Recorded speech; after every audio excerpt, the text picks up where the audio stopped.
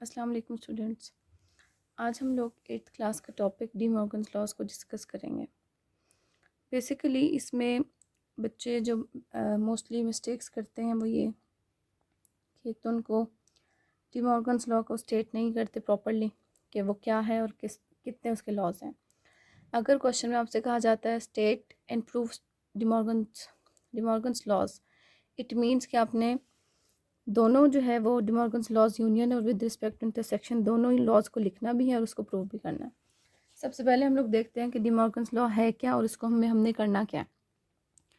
In set theory De Morgan's laws relate the three basic set operations to each other, the union, the intersection and the complement. De Morgan's laws are named after the British mathematician and logician Augustus De Morgan, जिसकी date आगे साथ mention है। De Morgan's law basically three operations पे depend कर रहा है and that is the union, intersection and the complement. और एक ब्रिटिश मैथमेटिशियन के नेम पे इसको रखा गया था। अब लॉज हैं क्या, उसमें करना क्या है। फर्स्ट लॉ है A union B whole complement is equal to A complement intersection B complement. Similarly अब हमारे पास फर्स्ट लॉ में लेफ्ट हैंड साइड पे यूनियन था, तो हमारे जो है राइट हैंड साइड पे इंटरसेक्शन आ जाएगा। सेकेंड लॉ में हमारे पास लेफ्ट हैंड साइड पे इंटरसेक्शन है तो राइट हैंड साइड पे यूनियन आ जाएगा। डिफरेंस जो है हमारे पास सिर्फ और सिर्फ उसका है साइंस का है, बाकी सारा जो काम है हम लोगों ने सेम करना है। अब क्वेश्चन जब आप लोगों को आता है तो लिखा होता है state and prove De Morgan's laws. अगर लॉज लिखा है इट मीन्स आपने फर्स्ट और सेकंड पार्ट दोनों को प्रूव करना है। लेकिन अगर उन्होंने एक पार्ट लिखा है और कहा है कि डी मॉर्गन्स लॉ प्रूव करें विद रिस्पेक्ट टू यूनियन और इंटरसेक्शन, तो आपने स्पेसिफिकली सिर्फ उसी एक पार्ट को करना होगा, आपने दोनों पार्ट्स नहीं करने। तो हम इसको स्टार्ट करते हैं कि हमने इसमें करना क्या है। सबसे पहले आप इसको स्टेट करें कि ये है क्या।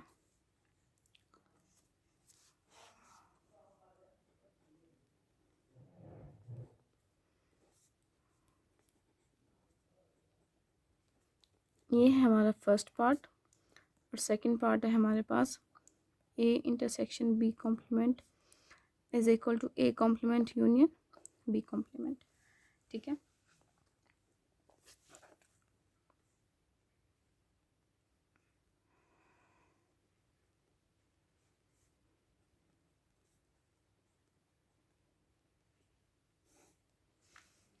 अब हम क्या करेंगे, मैं आपको फर्स्ट पार्ट प्रूव करके दिखाऊंगा, सेकंड पार्ट जो है उसका बिल्कुल सिमिलर होगा। अब हमारे पास एक एग्जांपल है, उसी को लेके चलते हैं, उसको भी हम डिस्कस करते हैं। If you is a B C D E F G N H, you क्या है हमारे पास, you is a universal set. ए हमारे पास है A B C D and B है ई F G H, then prove that this is equal to this. अब देखें इस question में उन्होंने क्या किया है कि आपके पास एक पार्ट उन्होंने मेंशन कर दिया और ये नहीं कहा कि state and prove De Morgan's law, उन्होंने एक पार्ट को मैं लिख दिया, उसी को कहा है कि प्रूव करें, यानी कि हमारे पास ये फर्स्ट पार्ट है। तो हम लेते हैं u इज इक्वल टू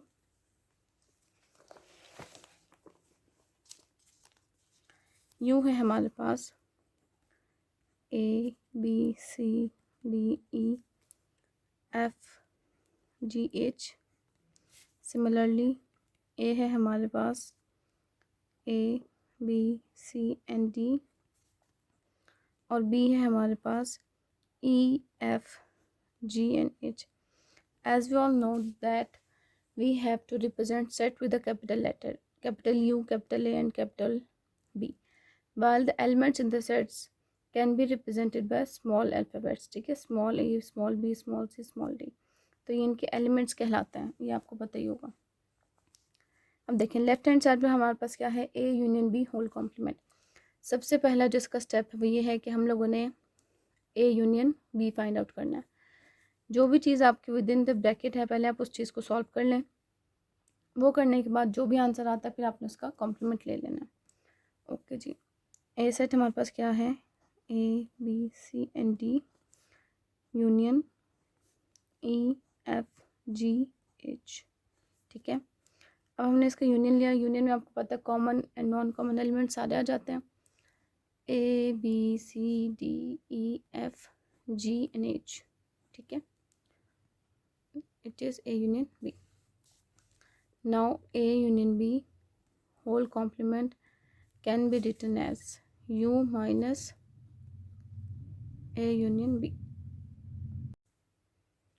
तो A union B whole complement can be written as U minus A union B. It means U है हमारे पास A B C D E F G N H minus A union B, ये वाला set आपने पूरा लिखना है।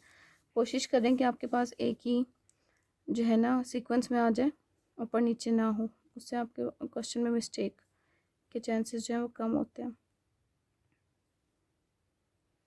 F G N H, ठीक है।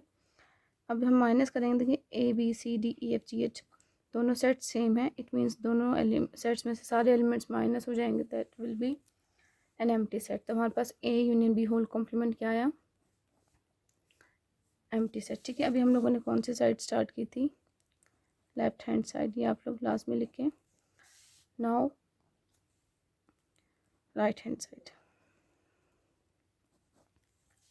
राइट हैंड साइड हमारे पास क्या थी? A complement intersection B complement. It means we have to find the complement of A which is equal to U minus A. हमने किसी भी सेट का complement फाइंड आउट करना है तो हमने उसको U में से माइनस करना है। जैसे हमने ऊपर A union B whole complement किया है तो हमने उसको यूनियन लिया A यूनियन B, फिर उसको हमने U में से माइनस किया तो हमारे पास A union B whole complement आ गया। सिमिलरली A कॉम्प्लीमेंट के लिए हमने करना है U में से एक माइनस कर देंगे, तो A B C D E F G H up to so on H तक आप लिखते हैं। माइनस A है हमारे पास A B C and D, ठीक। इसको माइनस किया, A B C D minus कर दें तो remaining elements E F G and H। One thing to remember कि हमारे पास जिस सेट में से माइनस करते हैं सिर्फ उसी के रिमेनिंग एलिमेंट्स आपने लिखने हैं। अगर A में से कोई भी एलिमेंट बच जाता है तो हम उसको रिमेनिंग एलिमेंट का जो सेट होगा उसमें नहीं लिखेंगे। सिर्फ हमारे पास जो फर्स्ट सेट होता है उसके जितने भी रिमेनिंग एलिमेंट्स होते हैं वो आते हैं। जिस सेट को माइनस कर रहे होते हैं उसमें से चाहे सारे एलिमेंट्स बच जाएं चाहे सेलेक्टिव एलिमेंट्स बचते हैं तो हमने उसमें यहाँ पे नहीं लिखने। और इस स्टेप पे मोस्टली बच्चे मिस्टेक करते हैं। वो क्या करते हैं, फर्स्ट सेट के रिमेनिंग एलिमेंट्स और सेकेंड सेट के रिमेनिंग एलिमेंट्स दोनों को लिख देते हैं, तो इसलिए उनका गलत हो जाता है। Now B complement similarly U minus B which is equal to U है हमारे पास A B C D up to so on H minus B है हमारे पास E F G N H, ठीक है। माइनस करेंगे तो आएगा A B C and D, इसके रिमेनिंग एलिमेंट्स आ गए। अब हमने A कॉम्प्लीमेंट और B कॉम्प्लीमेंट फाइंड आउट कर लिया, तो अब हमारे पास उसका हमें क्या चाहिए? A complement intersection B complement. तो A कॉम्प्लीमेंट था E F G H, A complement, और B कॉम्प्लीमेंट है हमारे पास A B C D। अब इंटरसेक्शन में हमें पता है कॉमन एलिमेंट्स लिखते हैं, तो इन दोनों सेट्स में कोई भी हमारे पास जो एलिमेंट्स है कॉमन नहीं है। It means A intersection B will be an empty set। ये और ये हमारे पास क्या है, इक्वल आ गया। एट द एंड आप लोगों ने लिखना कैसे है इसको, therefore A union B whole complement is equal to A complement intersection B complement, hence proved। ठीक है, ये आपका हमारे पास पूरा जो डी मॉर्गन्स लॉ का एक पार्ट है मैंने आपको सॉल्व करके दिखा दिया। और देख लें पूरा सॉल्यूशन इसका, एंड मैं इसकी पिक्चर भी आपके साथ शेयर कर दूंगी। ठीक है, अब एक्सरसाइज का एक क्वेश्चन है वो भी हम देख लेते हैं कि वो क्या कहते हैं। क्वेश्चन नंबर 9 है वेरीफाई डी मॉर्गन्स लॉज। अभी देखिए इस क्वेश्चन में उनका है लॉज को प्रूव करना। इट मीन्स आपने लेफ्ट यूनियन और इंटरसेक्शन के अकॉर्डिंग दोनों करना है।